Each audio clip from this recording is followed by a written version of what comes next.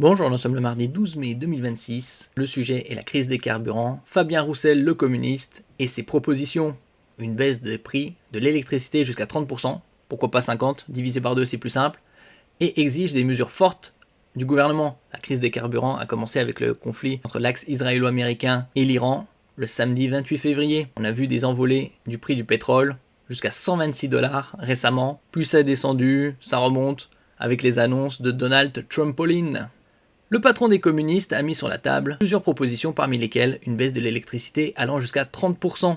Les propositions continuent de pleuvoir afin de trouver une issue à la crise des carburants. On peut faire autant de propositions qu'ils veulent, si ce n'est pas réaliste. Récemment, on avait parlé de la proposition de Manuel Bompard de nationaliser Total Energy pour un coût de 70 milliards d'euros. Seulement. Cette fois-ci, c'est Fabien Roussel, invité de Bonjour la matinale TF1, lundi 11 mai, qui exige du gouvernement. Il exige de prendre des mesures fortes, parmi lesquelles une baisse des prix de l'électricité jusqu'à 30%. On a l'avantage, en France, d'avoir une électricité d'origine nucléaire à plus de 70%. N'oubliez pas de vous abonner pour plus de news nationales, européennes et internationales sur ce monde dans lequel nous vivons. J'attends que le gouvernement agisse et qu'il annonce des mesures fortes. Il faut décréter l'état d'urgence pour le pouvoir d'achat et l'état d'urgence énergétique pour la France. Martèle, le secrétaire national du Parti communiste français, PCF. Avant d'ajouter qu'il y a des échanges avec le gouvernement, mais ce n'est pas au niveau de la crise qui est en train de s'installer et qui va durer. Avec toutes les installations qui ont été frappées là-bas, on sait qu'il va falloir 2 ou 3 ans pour reconstruire les dépôts pétroliers et de gaz.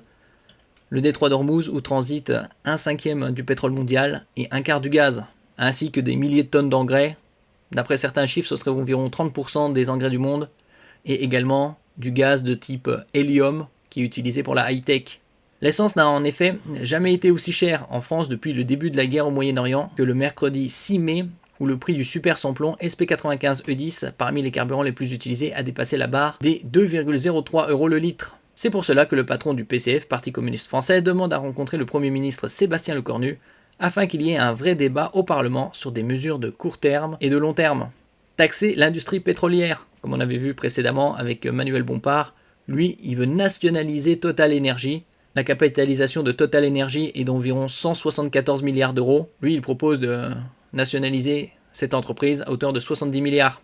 Les présidents du groupe communiste à l'Assemblée et au Sénat ont même écrit ce week-end une lettre qui sera publiée lundi, composée de mesures fortes mises sur la table par le PCF. Parmi les propositions, l'habituel blocage des prix de l'essence que permet la loi, mais aussi la baisse des prix de l'électricité jusqu'à 30%, rendue possible selon lui grâce à nos centrales nucléaires. Fabien Roussel brandit à son tour l'avertissement d'une nationalisation de Total Energy dans le sillage de la France insoumise en voulant non seulement taxer l'industrie pétrolière, mais souhaite aussi menacer de nationaliser Total. Le coordinateur de LFI, on en avait parlé précédemment, Manuel Bompard, avait en effet estimé dimanche qu'une nationalisation du géant pétro-gazier Total Energy était une option tout à fait envisageable lors du grand rendez-vous européen CNews Les Échos. Seulement 70 milliards d'euros. Merci pour votre écoute et à la prochaine.